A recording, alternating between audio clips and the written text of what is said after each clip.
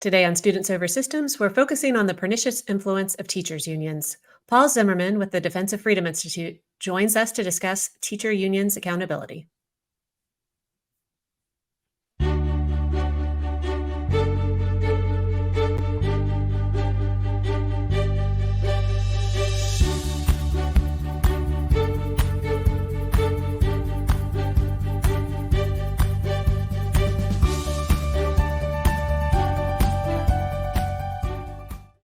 Welcome to Students Over Systems, a podcast that celebrates education freedom.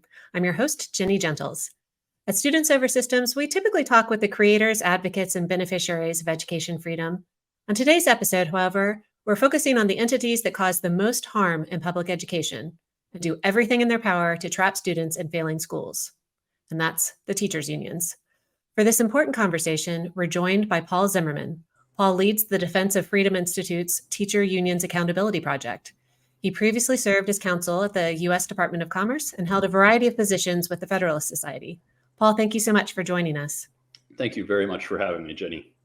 Well, as I mentioned, we typically discuss school choice, education freedom on Students Over Systems. We're celebrating all the victories that are happening this year, and we're talking through the 30 years of school choice history.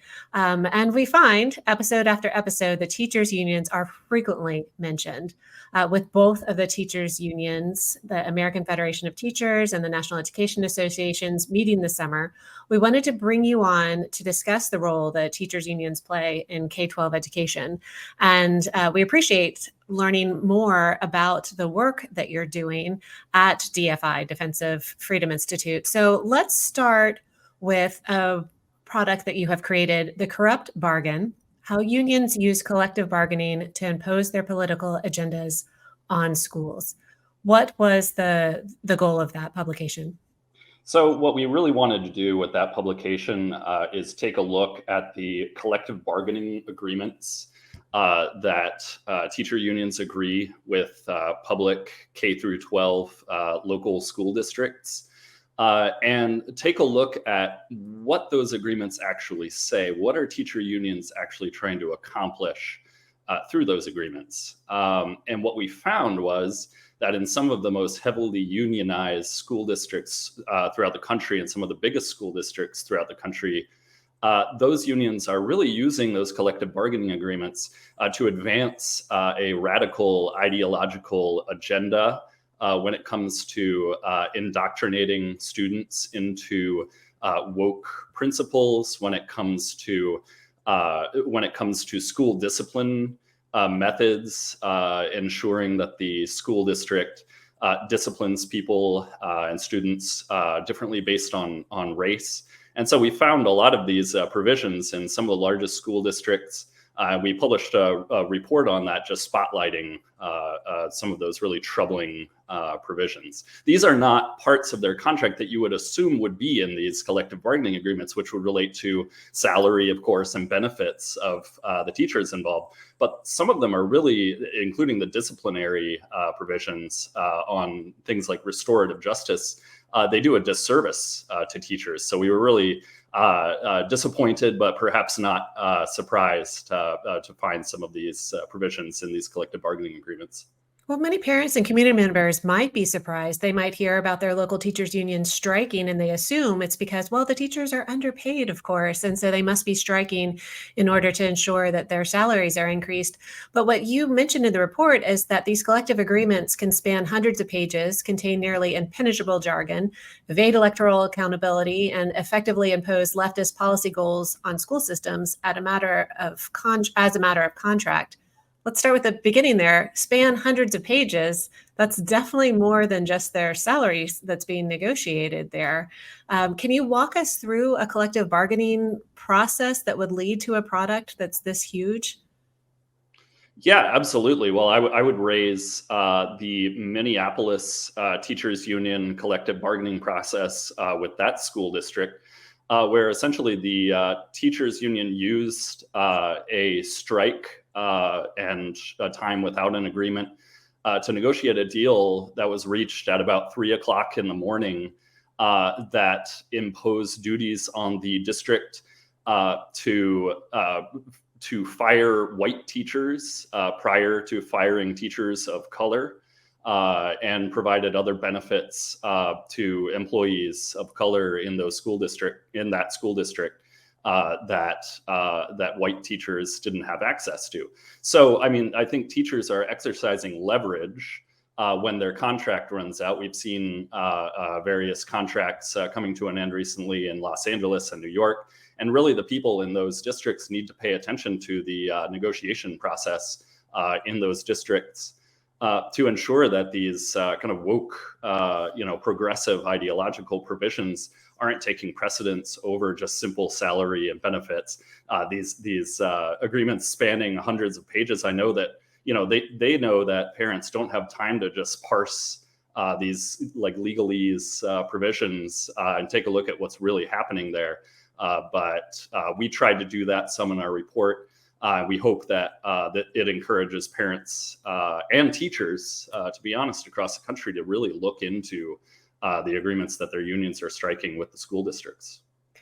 Right. And you don't just give that Minneapolis example. You have basically pages of examples from school districts and collective bargaining agreements from around the country that are very similar. Let's talk a little bit more about the discipline provisions that you had referenced and what you're talking about there, particularly in a time when everyone is concerned about just how unsafe schools are, when community members, parents, and of course, teachers are concerned about physical assaults on teachers happening in schools, and certainly the violence that breaks out between students in schools. These contracts are setting everyone up for failure. And you talked about how that they put both teachers and students in danger by replacing traditional disciplinary measures with policies that emphasize dialogue and understanding. What is this? What's happening when it comes to school discipline in these bargaining agreements?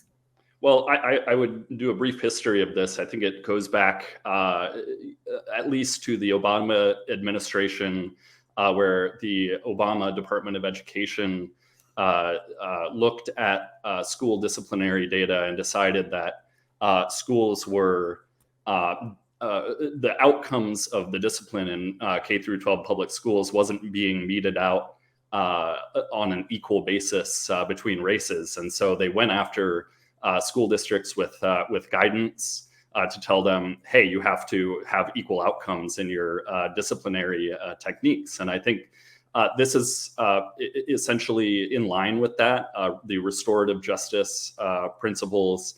It's really a way of helping everyone avoid, accountability for their discipline problems. And essentially what it is not disciplining people, not removing students from their classroom when they misbehave, and not removing students from school based on very serious allegations. And so I think the purpose of this is to try to kind of equalize disciplinary outcomes across races, which I don't think is really an appropriate thing for a government entity to be doing. I think a lot of people would agree with me. And obviously the effects are clear. I mean, if you don't remove a disruptive student from the classroom, the other students suffer. If you don't remove a disruptive student from the classroom, teachers have a harder time actually teaching the students who want to learn. And teachers are put in danger in some cases, as we've seen kind of an epidemic of violence across school systems. So I think this disciplinary model is not helping teachers, and it's just another example of teachers' unions not really being representative of the average, teacher in a classroom. It's not, and definitely not being like a student's friend when it comes to the policies that they're pursuing. Well, something that's important to us at IWF is to emphasize and expose the role of the National Teachers Union. So it might not even be that the local teachers union is as ideologically captured as some of the entities in our country, but the national teachers unions, the NEA, the AFT, and the activists that create the business items and the resolutions that the unions vote on each year are truly left and progressive. And definitely not representing the views of the majority of teachers. So let's talk about how this happens. Like, what is the role of the national teachers unions when it comes to the collective bargaining language? So I would say that the local unions are really driven by the priorities of the national unions as announced at their annual meetings. And listen, I mean, the resolutions, new business items at these meetings. I know the NEA just completed its annual meeting a few weeks ago. This is not in line. These progressive goals, such as just uh, abandoning teacher evaluations, abandoning tests of whether students are actually learning things in classrooms, among other things. These are not representative of your average teacher. They are not what parents want and what students deserve in classrooms. And so I think that these local union chapters that come to these meetings and that push these new business items, push these resolutions, they go back feeling emboldened. They feel like they're part of a real ideological struggle on behalf of their national organizations. And then really that's where the rubber meets the road. That's really where you see the unions affecting students' opportunity to learn, students' opportunity to choose their school, whether it's a charter school, whether it's a public school or a private school. It's really where these opportunities for students to learn are choked off at the local level with these collective bargaining agreements. And also where I think that there is a priority on secrecy and there's a priority on protecting teachers at all costs in these collective bargaining agreements, prioritizing kind of teachers being, retained on staff over information getting to parents, students, and other teachers. I think that's where really this problem is largest. Yeah, so before we turn to your very important report, Catching the Trash, I did want to ask you about your recommendation that parents review the collective bargains in place in their communities. You acknowledge that these are dense agreements. They're filled with bureaucratic gobbledygook.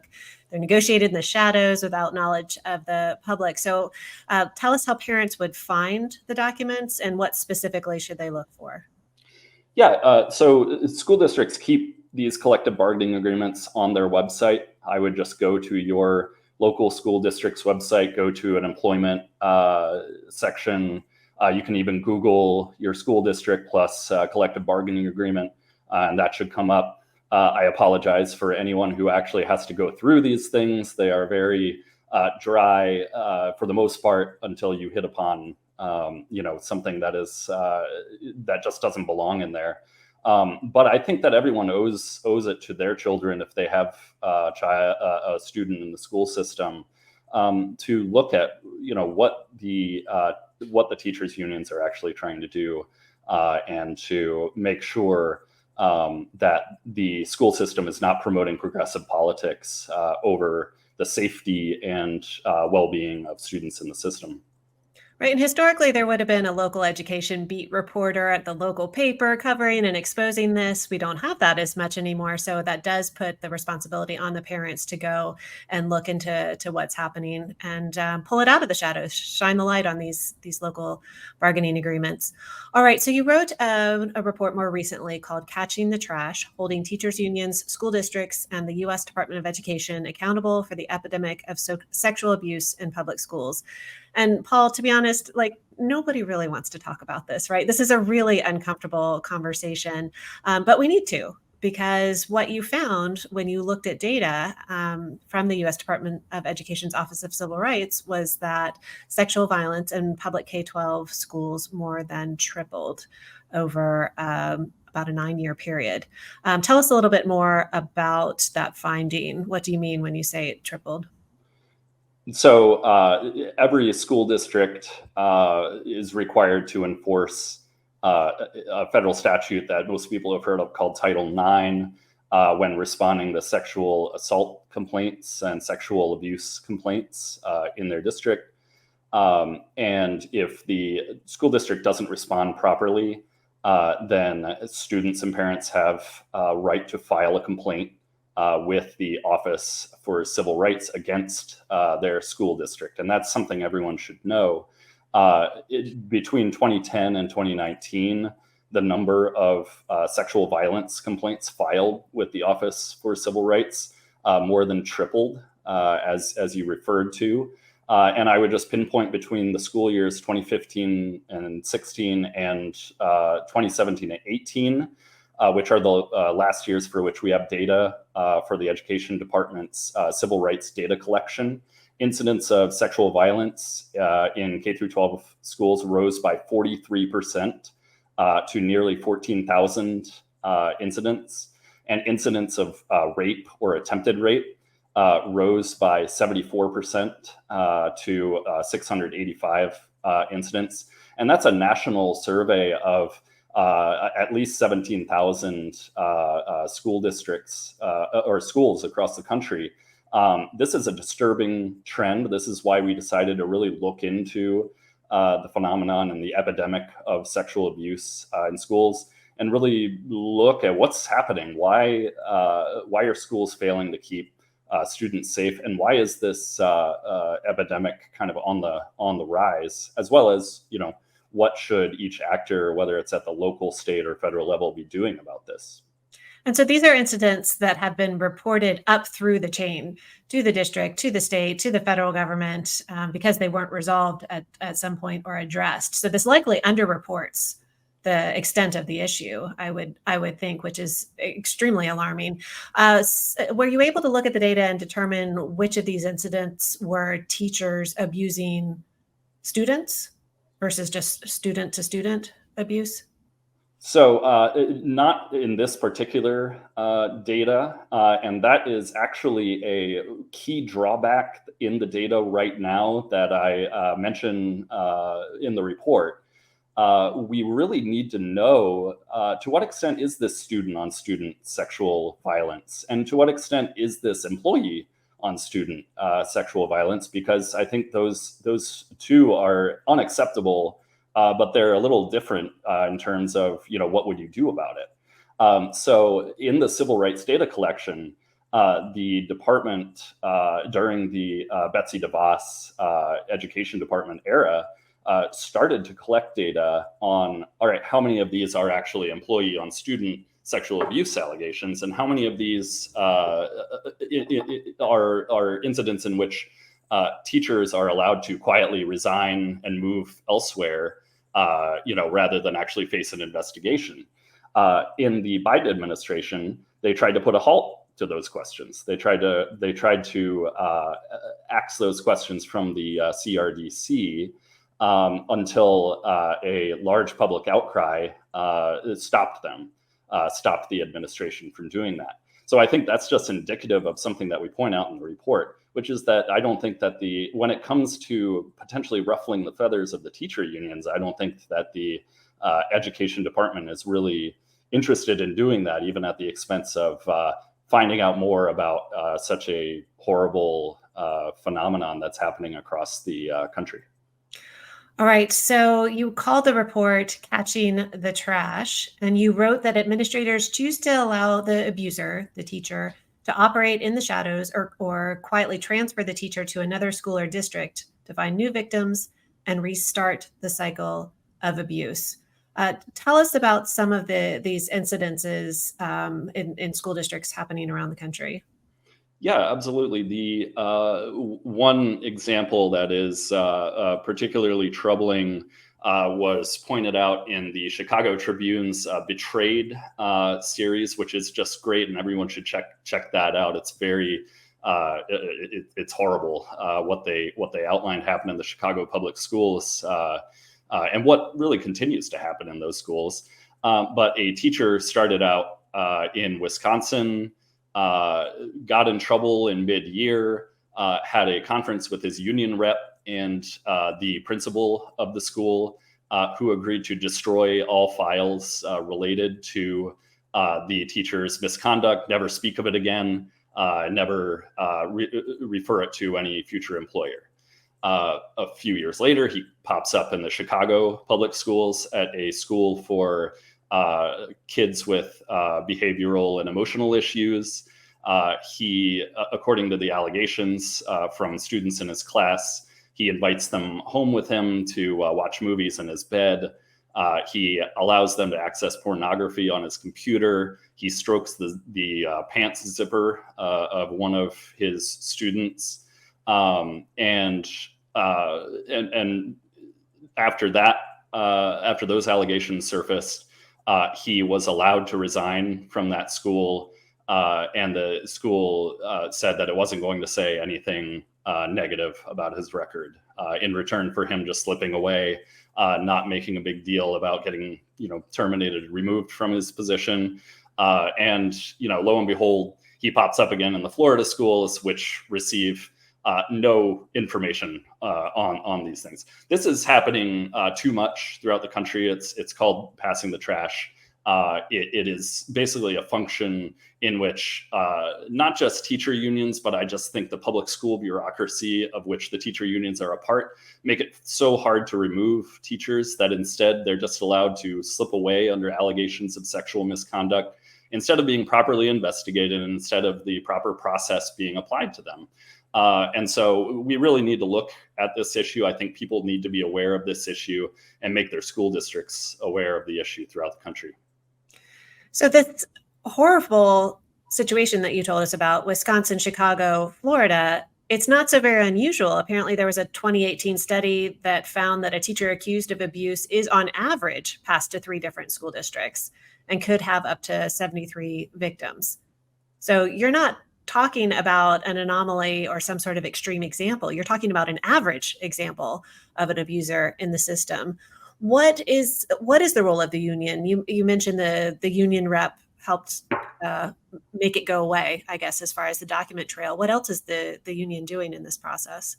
So we found that the union gets involved in 3 different ways. The first way is that when a teacher gets accused of sexual misconduct, when there's an investigation that's launched into that conduct, unions represent that teacher in negotiating a non-disclosure agreement, which is exactly what happened in the case that I was just talking about, Wisconsin, Chicago, Florida. The second way in which these unions are involved is similar in that they negotiate collective bargaining agreements with school districts that basically prioritize secrecy over student safety. And if after a certain number of years, any allegations, not just allegations, but findings of misconduct against teachers or investigations that occur into teacher sexual misconduct and the misconduct of other school employees as well, simply get scrubbed from personnel files. So no future employer is going to be able to find out about those. And then the third way that teachers unions get involved is at the state level. They wield such powerful influence among state lawmakers that they're able to veto any meaningful reforms that would effectively deal with this passing the trash phenomenon and hold school administrators accountable if they simply try to sweep the problem under the rug and offer a positive recommendation to a teacher who is accused of sexual misconduct. Rather than properly investigating them and doing this in return for the teacher just disappearing and resurfacing in a different school system. Well, Paul, let's have a frank conversation about why and how the unions have such powerful influence in many state legislatures. How did that come about? Well, I think how it came about, I think that there's a lot of interesting literature on this, but the unions are being subsidized by local school district. They're being subsidized by state governments because they get all sorts of benefits. They're allowed to draw teachers' salaries directly from the schools to fund their dues. They are permitted meeting space in schools. They are permitted to take time off while they're being paid a public salary to represent the union. And so they get all of these dues that the state really, the state and local districts really help them get. And then they use that to basically perpetuate themselves. And essentially, I would call it a protection racket. that teacher unions give the union money, or the teachers and other school employees give the union money, and in return, the union agrees to basically protect them both at the local level, but also at the state level from any kind of attempts at reforming the system to provide accountability, both in terms of bad performance, but also in terms of actual dangerous, abusive teachers who are out there. And look, I mean, I would be remiss to say that teacher unions are very different from the average rank and file teachers. I think by and large, almost all teachers out there are trying to do a good job and are trying to do well by the students that they teach and try to promote a good future for them. But these teacher unions, they are really about self-perpetuation. They are about money, about the funding, about influencing policy at the state level in order to continue to exist. So to kind of blur the line or to mistake teacher unions for all of the teachers that they represent, I think is a huge mistake and something that we really should stop doing. Well, there was much gnashing of teeth and lamentation at the recent National Education Association, or NEA, annual meeting that a handful of states are ending the process of automatically deducting the union dues. And so without that automatic deduction heading straight into the pockets of the teachers' unions, they're going to have a harder time convincing teachers, hey, we represent you. Give us your dues money. Sign up for this. So I have to say, I think that this is some of the good news coming out of the NEA meeting and some of the good news coming out of the state legislative sessions. Let's not make it easy for unions to do all these things that we've been talking about here. Let's make the case to the average classroom teacher that they're representing them. And likely they won't be able to do that in many cases. So last question, as we wrap up for the day, we typically ask our guests, what is the myth about education freedom or school choice that you'd like to tackle? But Paul, given your area of expertise, let's tackle the myth about teachers' unions that bothers you the most and that you want to dispel today.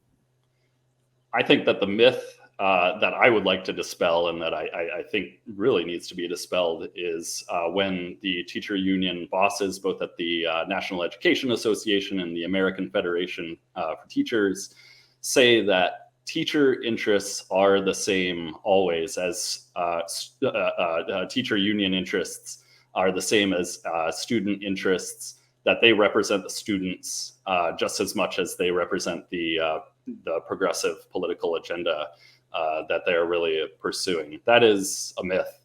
I think they've shown at these meetings that they are not prioritizing the interests of students who are just seeking and who deserve an education that is really quality.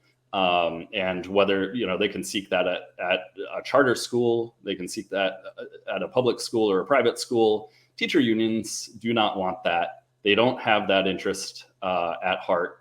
And so to say that teacher unions really represent the students, it's not true. As I said before, teacher unions are really about perpetuating their own interests. They're really about continuing their own funding stream and really about expansion. I think that they're looking to not only represent employees in public schools throughout the country, but also expand to higher education, to expand to other educational options such as charter schools. And if we allow that to happen, and if we as a society and if our governments allow that to happen, I think that we're going to have a really tough time educating our children in this country and preparing people for meaningful careers and preparing them for life. Well, Paul, I definitely agree. And thank you so much for all that you're doing at the Teacher Union's Accountability Project. And thanks for talking with us here at Students Over Systems today. Thank you so much for having me, Jenny. We hope listeners found today's conversation informative, if alarming. And if you enjoyed this episode of Students Over Systems, please consider leaving a review on your favorite podcast app. And don't forget to share this episode with your friends. To learn more about the work of the IWF Education Freedom Center, please visit iwf.org/EFC. Thank you for listening to Students Over Systems. Until next time, keep celebrating education freedom and brighter futures.